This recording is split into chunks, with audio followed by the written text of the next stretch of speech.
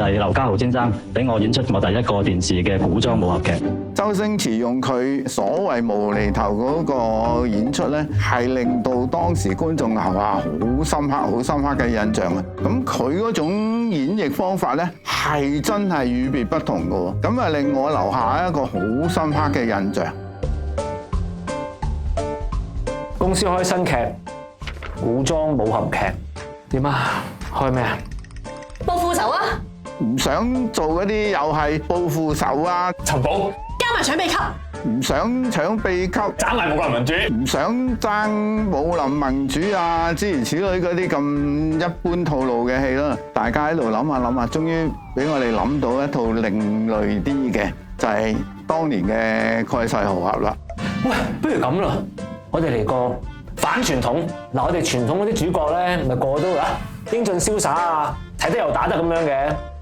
今次我哋一反常態，個主角咧唔要大俠 feel，佢唔中意打打殺殺，佢淨係想開酒館做生意嘅啫。因為以前啲古裝戲唔知點解喎，個個大俠都揞到錢出嚟啦，唔見佢哋做咩嘢㗎，就係另類啲嘅。當時我好記得嗰個劇名咧，就想叫我不是大俠嘅。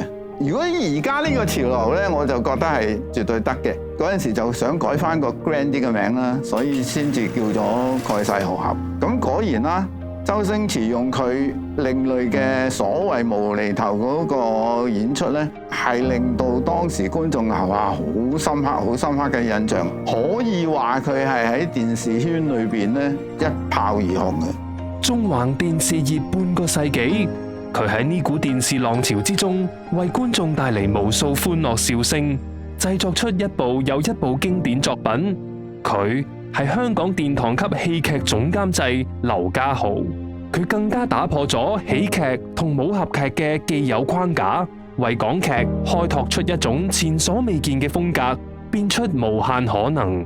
由74年到24年，足足50年，半個世紀。由麗的電視到亞洲電視到無線電視 Now TV， 再回歸無線電視，足足50年，齊齊整整。咁啊，點樣入行啊？唔識人又冇背景，咁咪自己寫信咯。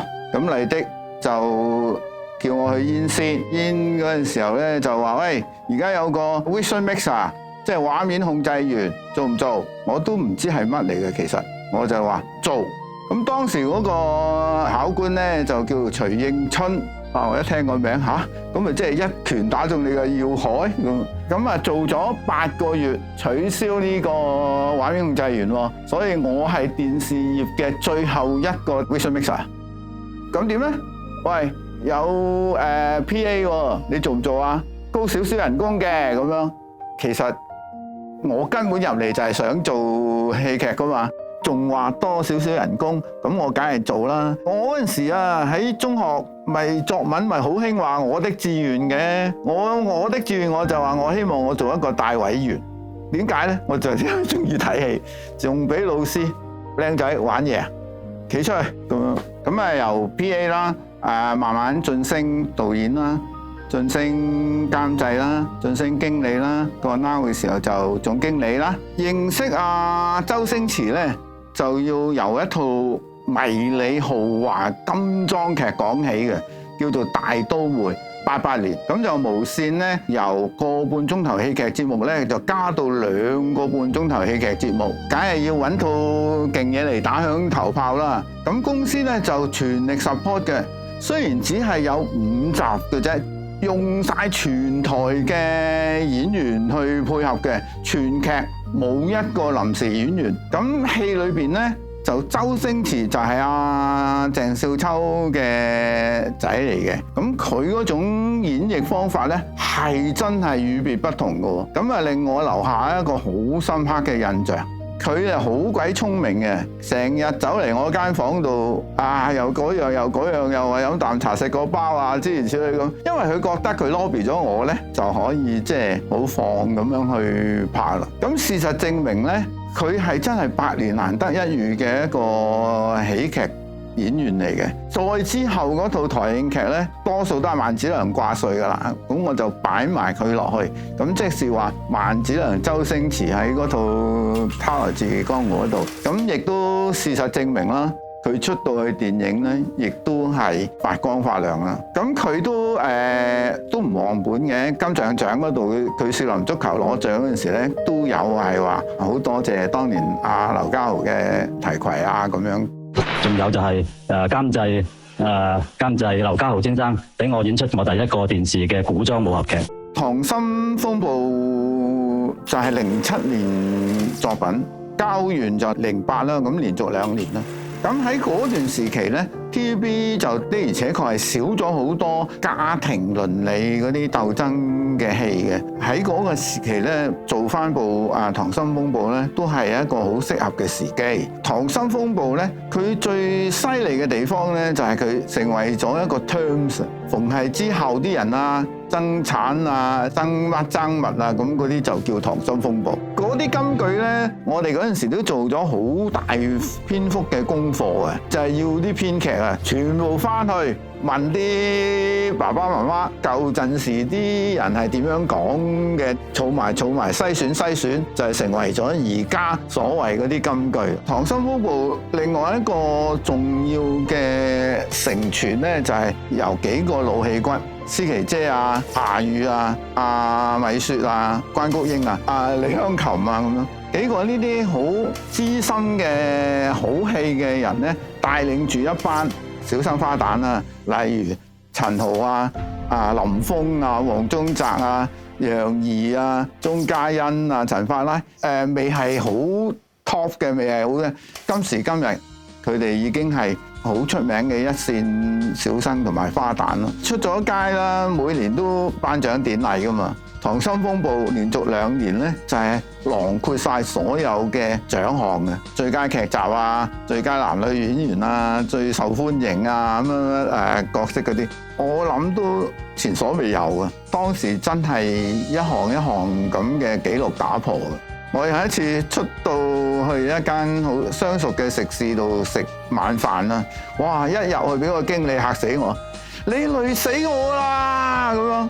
原來咧就啲人咧嗰個時期咧真係要返屋企追電視劇，取消咗好多嗰啲訂台嗰啲啦。最特別就係大結局嗰晚啊，全部啲訂單都取消嘅。咁我唯有話，鬼叫你呢度冇電視咩？咁做到50點嗰個收視咯，咁都係一個好標炳嘅紀錄嚟嘅。事業嘅頂峰啊，當時咧就係 Now TV 啦，誠意邀請我同小青咧，條件啊各方面啊好適合啦。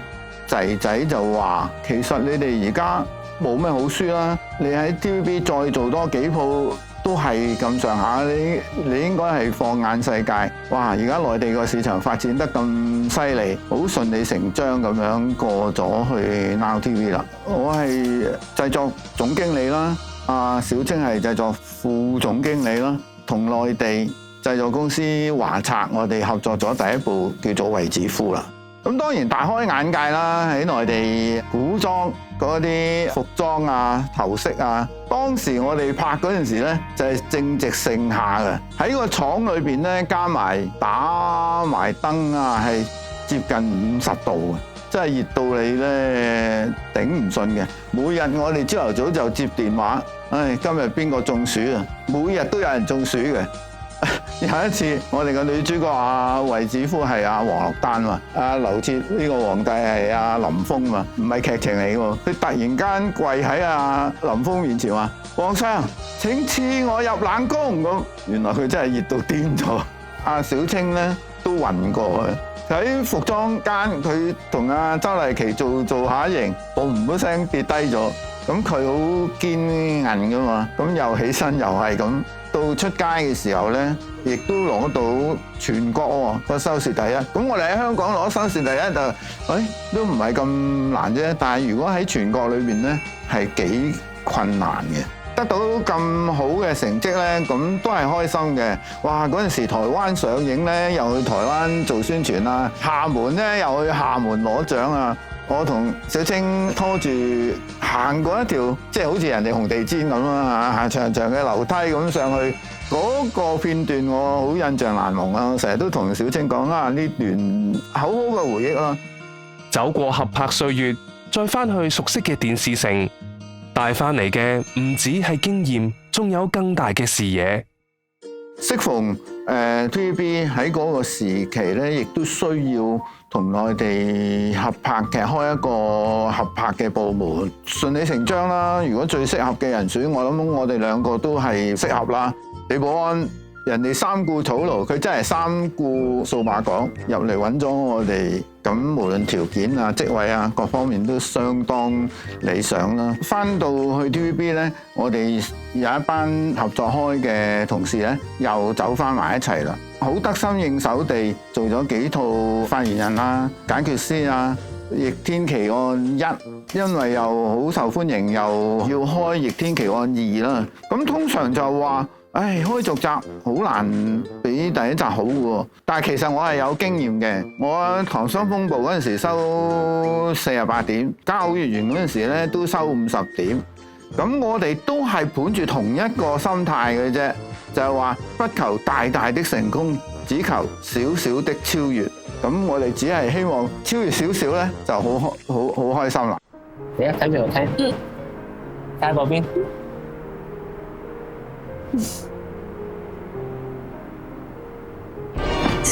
喂，做咩？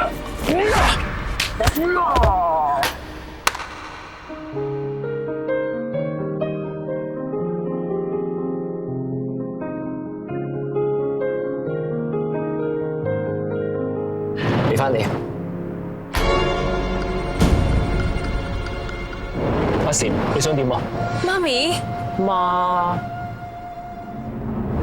我問你想點啊？哦，你其實係咁嘅，伯母。正所謂耳聽三分假，眼見未為真。不如咁啦，我哋揾個地方坐低，飲啖茶，食個包，先慢慢講咧。媽咪啊，其實頭先咧，冇你嘅事啊，去洗手間哦，個廁所好隱蔽嘅，我帶你去啊。坐，有口又係和，冇口又係和。而家我就心平氣和咁聽你解釋。冇油炒菜咧就唔過青嘅，窮人講嘢冇人聽㗎噃。其實係咁嘅，伯母。頭先咧，你佢拎住個電話，有個賊一入去就想捉住佢電話，想搶嘅時候，然之後一手捉住個賊隻手，將個電話揈上天空，然之後再凌空接住佢，諗住加翻個電話俾你。我係幫緊你，想救佢嘅咋。如果你揀要咁樣屈我辱我個心會好難受。我睇人睇咗幾廿年啦，邊個係人，邊個係鬼，我一眼就睇得出啦。同埋呢度根本就唔係法庭，唔需要證據。我對眼啊就係證據啦。坐低啦。哦。其實咧，我都見到個賊嘅，不過我估唔到而家時下仲有你呢啲咁正義嘅青年。我嚟啊，想了解下你，睇下你會唔會有興趣同我女做朋友？我梗係有啦，唔係，我係話我驚我配佢唔起啊。我說你行，你就行；我說你不行，你就不行啦。其實啊，我對你好有信心㗎，割禾都要彎低條腰啊嘛。你努力啲，一定得嘅。收到，伯母，我一定會盡能力去追你個女㗎。不過咁啊，伯母，我想問下你。你係咪攆咗成套《溏心風暴》嘅咧？媽咪係 fans 嚟嘅，佢係咪好似大契啊？頭先我咁惡，你驚唔驚啊？一啲都唔惡，丞相肚裏可撐船啊嘛！所以話咧，有咩都唔使驚，最緊要媽媽喺大廳。嚟，又有煙花放啊！回顧呢50年嘅電視生涯咧，覺得佢係一個好奇妙嘅旅程嘅，能夠將自己個興趣咧轉化為職業咧，我覺得真係一件好幸福、好幸福嘅事，亦都要好幸運地遇上，當然係我個伴侶啦，梅小青啦。TVB 都俾咗好多嘢我嘅，真係所謂四子啦、妻子啦、兒子啦、屋子啦、車子啦。以前呢就叫做開工忙，而家呢就叫做開心忙。希望我哋可以繼續我哋嘅逍遙遊啦。管他天下千萬事，閒來輕笑兩三聲。我演嗰啲 PA 呢，我通常都叫佢唔好做。我最中意叫人去讀書，因為我覺得讀書真係好重要。我仲講一啲例子去嚇佢哋嘅。你做 PA， 你能唔能夠導演想拍一個老虎張牙舞爪嘅鏡頭，你要你拿一嚿生牛肉入去氹佢啊？又或者導演上遊艇拍戲，突然間需要兩個外籍演員，你能唔能夠周街同佢去揾啊？多個無良導演喺荒山野嶺度拍，突然間話要部電單車，你又能唔能夠揾到俾佢啊？我頭先講嗰個無良導演咪我咯。但係如果你諗真，都係好有興趣嘅呢。若然熱情未變，你又何妨一試呢？芒種，有芒之谷，播種有時，把握時機，持續耕耘，種下嘅每一滴汗水都會結成歡樂嘅成果。